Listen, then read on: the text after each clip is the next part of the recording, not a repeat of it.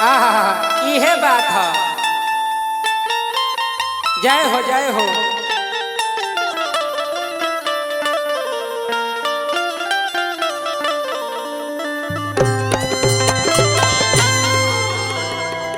ठाकुर जी मदन चाचा के बुढ़ारियों में जोड़ा नहीं थे। ए महाराज एगो हसही ननद हिनका लेखा भौजाई से अपना मन के बात कहतिया। देखी का कहतिया, कौना भाव में कहतिया। तहार मुँह काहे सुखल बा, दुख बता इनका से कह दो, व्यवस्था करी है नु। देखी का कहतारी कि अरे भैया भौजी घर में सुता,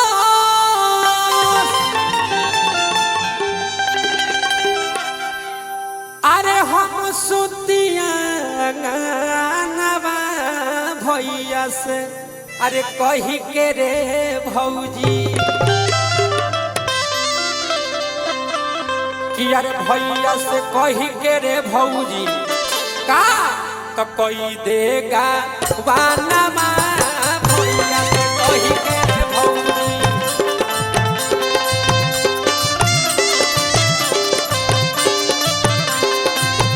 कोई देगा वानमा, भैया से कही के रे भौजी।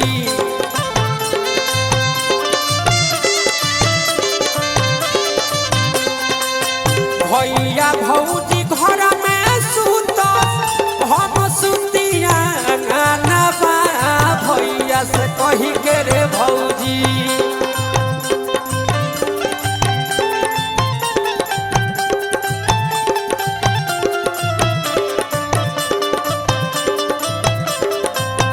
भैया भौजी घर में सुतो, हम सुतिया गानबा, भैया से कही के रे भौजी। रह हो कबो कबो हिनको मुँह देखा कि अरे कोई देगा वानमा, भैया से कही के रे भौजी। जय हो। कोई देगा वानमा, भैया से कही के रे भौजी।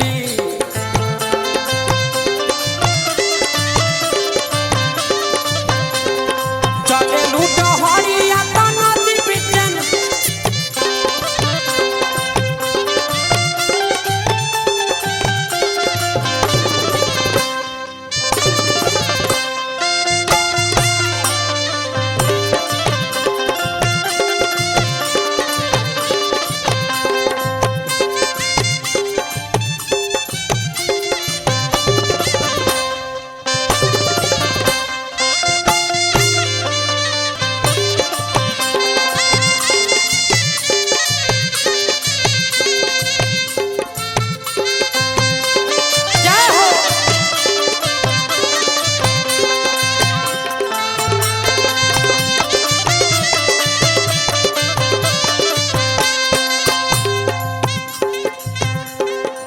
कहली किए भौजी रह हो, हमार जान जाता तू खाली होबे लगल बारू।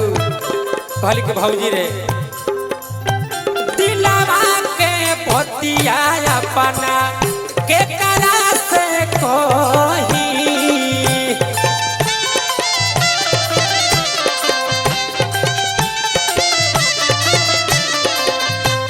है नहीं आवा बोला कुआरे घर में कहिया ले रही,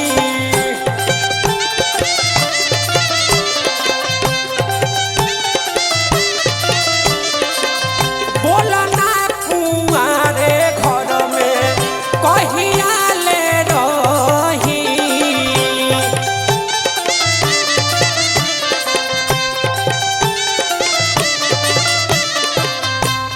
अजय भैया कहली कि भौजी कि अरे मारता वे ताना रे भौजी,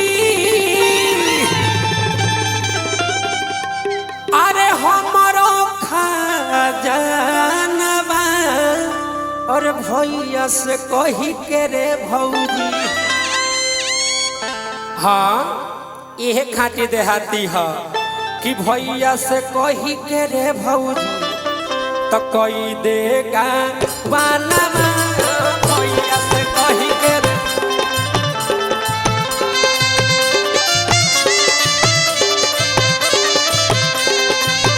कोई देगा वाला भैया से कही के रे भौजी।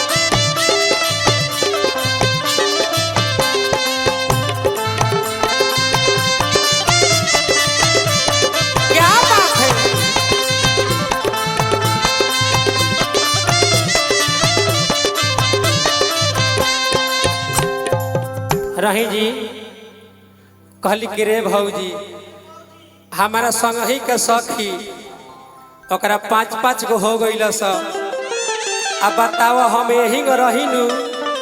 कहली कि भौजी कि अरे संग ही के सखी हमारा अरे गईली गावानवा हो।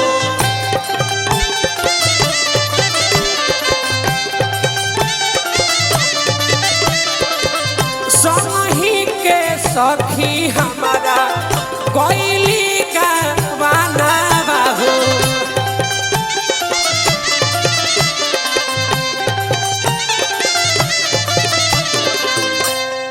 रही जी कल किए भौजी कि अरे नई हर में को छन कि अरे नई हर में को छन लगे नहीं मानवा हो।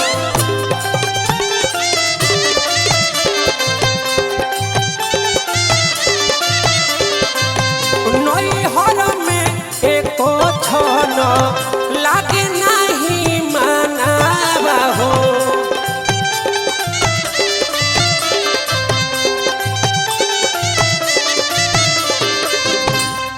कहली किए भौजी हमरो मन करता कि अपना बलमुआ के नाम अपना है ने दिल पर गोदवैती। कहल किए भौजी कि अरे पियावा के नामवा रे भौजी कि अरे पिया जी के नामवा गोदवैती गोदनवा भैया से कही के रे भौजी तो कोई देगा बनवा भैया से कही के रे भौजी। बाबा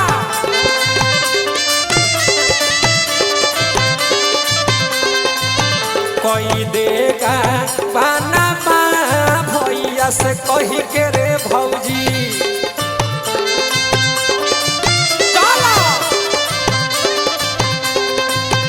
कोई देगा बनवा भैया से कही के रे भौजी।